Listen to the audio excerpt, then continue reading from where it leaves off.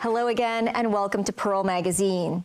Coffee culture is popular worldwide, meaning there is high demand for the drink. But studies have shown that due to global warming, there will be fewer places suitable for growing coffee beans, and the taste of the beans might also be affected.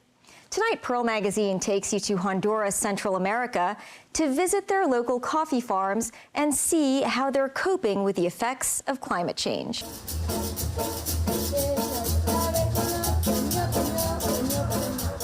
This is Malcala, a mountain city in Honduras.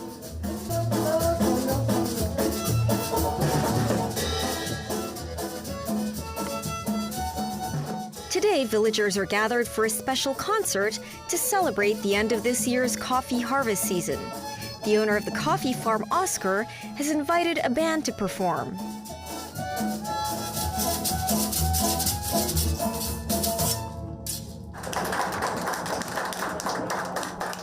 Este es un día que estamos reunidos aquí para compartir con las personas que trabajan y nos apoyan en la finca. Esperamos que tengan una tarde feliz todos.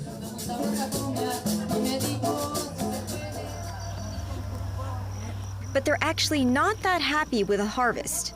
In fact, the past year was the most difficult year for the farm. Alonso, y estoy presentando la variedad para Inema, porque es resistente a la roya, es resistente también a la sequía y tiene una buena producción. Honduras produces large quantities of coffee. It is the largest coffee producer in Central America.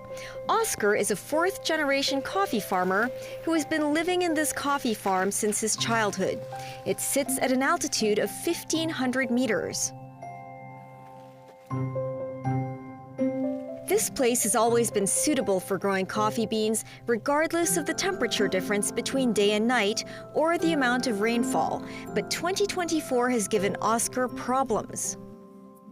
This year, I could see the coffee plants reaching the point of drying up because of lack of water.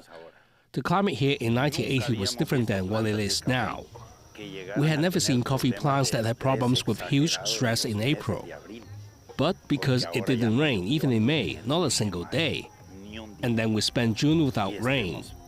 We had never had that. According to data from the European Union's meteorological organizations, since June 2023, the global average monthly temperature has hit a record high for 13 consecutive months. Affected by high temperatures and drought, Oscar's coffee harvest has dropped by 30% in the past year. If the water is lost to freshwater, plants have problems forming beans and aren't able to develop their flavor characteristics and attributes. We have to resort to bringing trucks with water tanks and water pumps to the farms to water on the plants so that the coffee can ripen. If we waited for it to rain, it wouldn't ripen. Carlos is preparing to open a new coffee shop. He likes to collect coffee beans of different flavors. However, he says that in recent years, global warming has caused the coffee trees to have leaf rust more easily. Humidity will cause all this leaf rust and all this other sickness or pests, right, that will spread out through the farm in a really, like a plague, in a really fast way, affecting your farm, the neighbor's farm, and this will affect enormously the quality of the coffee beans. You can have very bitter coffees, vegetable taste-like coffees, and coffees that are very plain. Even taste notes like maybe sometimes we call them like popcorn. It tastes just like something that's being roasted but has no flavor in it. December to April is the harvest time for coffee beans in Honduras. This year, due to bad weather, the harvest was reduced and the quality wasn't ideal. To increase the flavor, Pedro, a farmer, puts coffee beans into this barrel for fermentation. He says that the reason he started researching fermentation technology was related to the weather. We have been feeling climate change. Temperature before was 3 degrees lower than what we have now. For example, we see the blooms are no longer the time they were before. Then that has come to mean that the quality in the end has been going down for us. I started reading and seeing how to do and even see fermentation, not in coffee, but in wine, to make wines, even beer fermentations. Some studies predict that by 2025, because of global warming, coffee beans will need to be grown in mountains with an altitude of at least 1,600 meters or even 2,000 meters. In other words, half of the current production areas will no longer be suitable for growing coffee beans. Pedro's coffee farm is at about 1,500 meters. He says he'll need to change his strategy of growing to ensure his livelihood in the future. We found new flavors. We found coffees with flavors of wine or rum. So we can work with coffees whose profile is not so high, but with fermentation, we can make it high. So that has helped us. We can work coffee from low areas.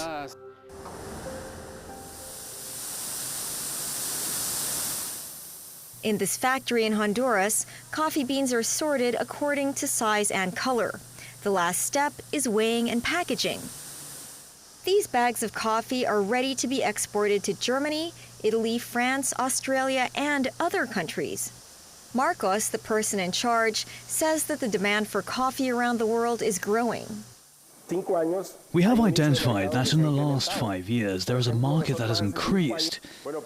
We are making a considerable investment in the fermentation area because we have identified there is a lot of demand for these coffees, mainly in the Asian markets, and as it is the niche that we want to bet on. However, according to a USDA report, Honduras's coffee production has dropped to approximately 5.5 million from 2023 to 2024, a 20% decrease from the previous year, a casualty of climate change. Marcos is worried that more and more farmers will give up growing coffee beans and production will continue to drop. A few years ago, less than 10 years ago, Honduras was the 4th largest exporter in the world. We have produced 11 million bags. That reality is no longer the case. We have been decreasing. It's obvious that climate change should affect prices. That is, if there is less production, if there is less supply, demand increases and obviously prices go up. According to International Coffee Organization indicators, coffee beans cost approximately $1.30 per pound in 2019. But by July this year, it had increased by 80% to $2.36, a 13-year high. A report from the United Nations Intergovernmental Panel on Climate Change pointed out that climate change will affect the stability of food prices, and it's expected that in the worst-case scenario, grain prices will rise by about 30% by 2050.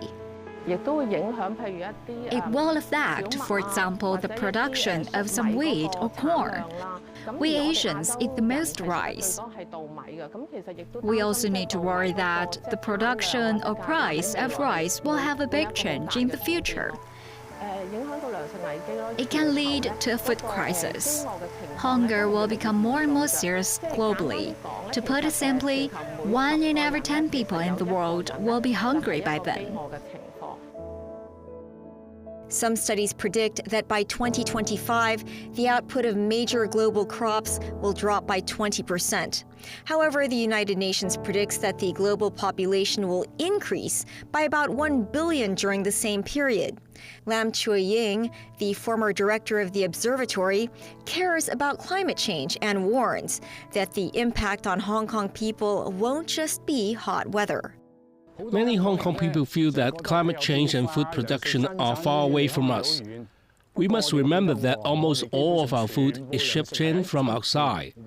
If others do not have enough food in their own country, you will not be able to buy anything to eat even if you have money. So everyone should remember that we should not think that money can solve the problem. Money cannot solve the problem of food shortage.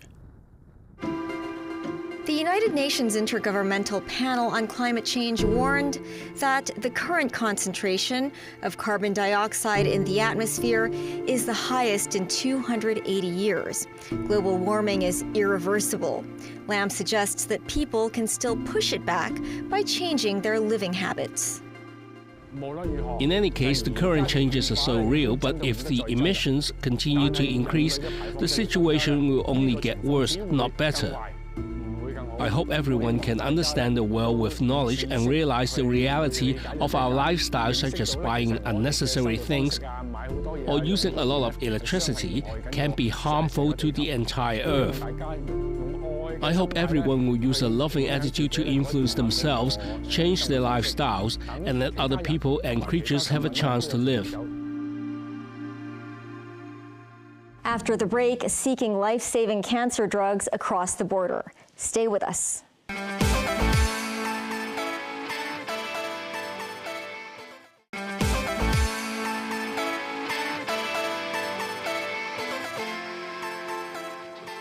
Welcome back to Pearl Magazine.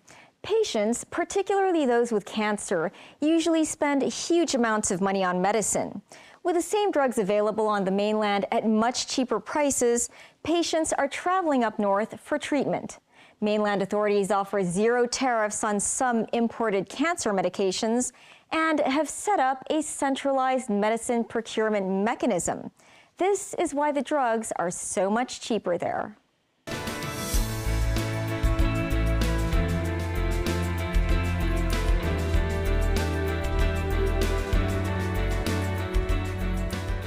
Mr. Leung is here to see his doctor today. "56-year-old Mr. Leung used to be a lorry driver. He was diagnosed with stage 4 lung cancer 3 years ago. He needs to take targeted cancer drugs, which cost him $40,000 a month through Hong Kong's public hospital system. The doctor said you need to take the targeted therapy drug. Can you afford it? I said yes. Then he prescribed the drug to me. My health improved significantly after one course of medication. The tumor market dropped from 800 to 500 plus, 200 plus. It dropped so fast during the treatment. He has spent almost all his savings over the past 2 years for this drug. A friend suggested he seek treatment in the mainland because the costs are cheaper. He's been traveling to the mainland every month for his treatments since 2022. Now he only pays about 5,000 yuan a month or 5,500 Hong Kong dollars. That's less than 15% of what he spends in Hong Kong. It's a new option extending patients' lives. In Hong Kong, it's very easy to use up all my money. How much can a worker earn?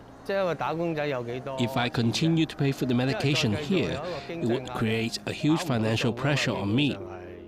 It's not affordable, and people won't lend you money since you are sick and can't pay back. In 2012, the University of Hong Kong set up a hospital in Shenzhen. Michael To, a pediatric orthopedic surgeon, was among the first batch of doctors there offering treatment. Recently, he also set up a clinic treating rare illnesses. He says some Hong Kong people travel to the mainland for medical treatment because of the shorter waiting time and because the drugs are much cheaper. Over the past 10 years, the country has done a lot in healthcare services, from making a list of diseases and offering cheaper drugs. Some targeted therapy drugs are cheaper in the mainland. The population in the mainland is huge, so the drug price is lower. One cancer patient support group said Hong Kong people used to search for lower-priced generic drugs from various sources. Nowadays, they can purchase brand-name drugs at cheaper prices in the mainland. Patients are very practical. They have no choice. They have to look at the price because it is not a one-off thing. Medication is for the long term. There's nothing these patients can do.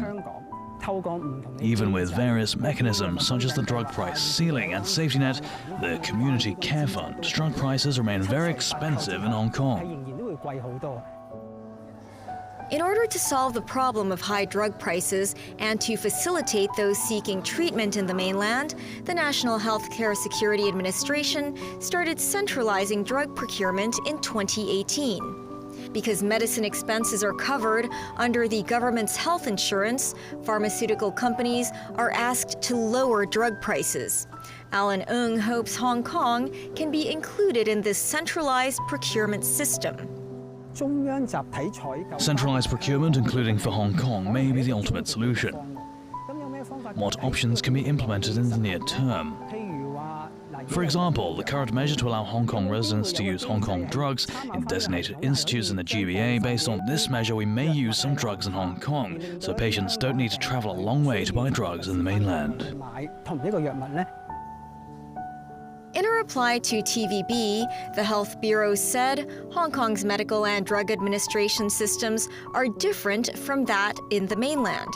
It also has different duty and customs and excise systems. It is not possible to share the pharmaceutical procurement. One academic says the government should take the initiative to ask the pharmaceutical companies to lower their prices so that patients don't need to go to the mainland. If patients go to buy medicines in the mainland, pharmaceutical companies' Hong Kong branch won't make money. Why don't you have a plan to lower the prices or set the prices closer to those sold in the mainland? Then the patients won't need to seek treatment up north. It would benefit pharmaceutical companies based in Hong Kong.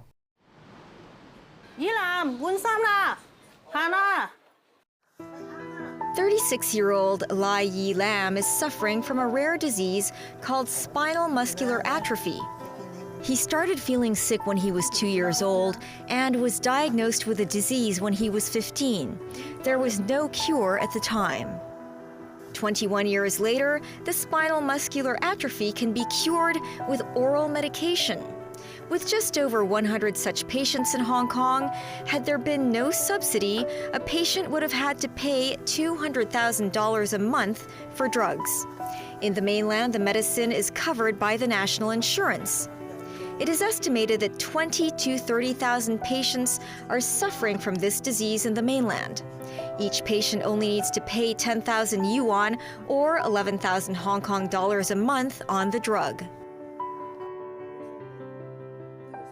轉幾多次車啊？我哋轉一次車去車公廟站嗰度轉。車公廟，香港嘅車公廟。Less than a year ago, Yi Lam's mother decided to spend her retirement fund on medicine, which she gets in Shenzhen. 最緊要安全帶。Yi Lam has been using a wheelchair since he was 18. To save his mom from the hassle of pushing his wheelchair, Yi Lam doesn't like going out. But for his drugs, it's worth the effort. I'm bringing Yi Lam to see a doctor for a follow-up consultation, check out whether the drug is effective. I hope the doctor says his condition has improved, which is how we feel. If the doctor says there is an improvement, then it proves the medication is very effective.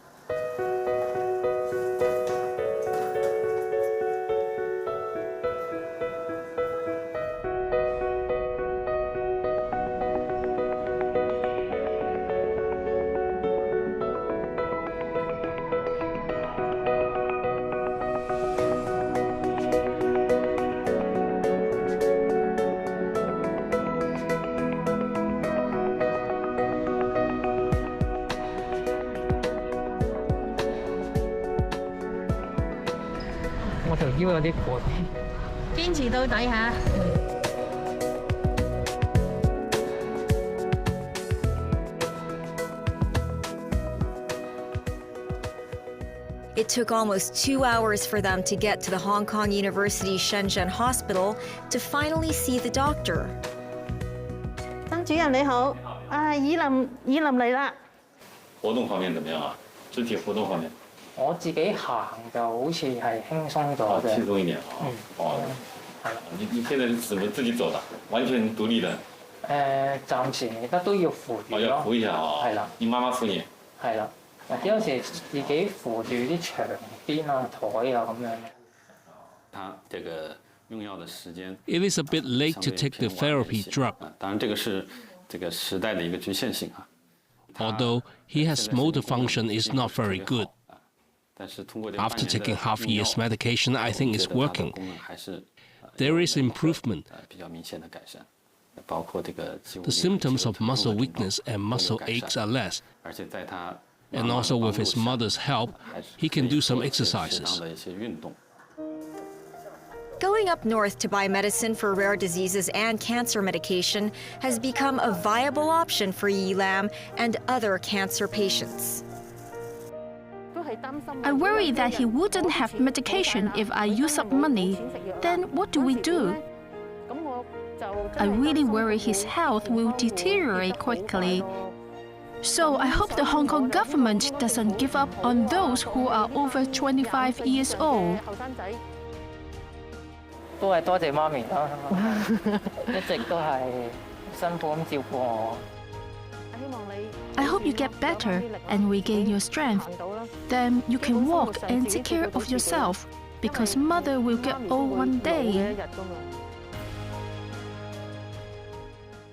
That's Pearl Magazine for this week. Join us again, same time next week. Bye for now.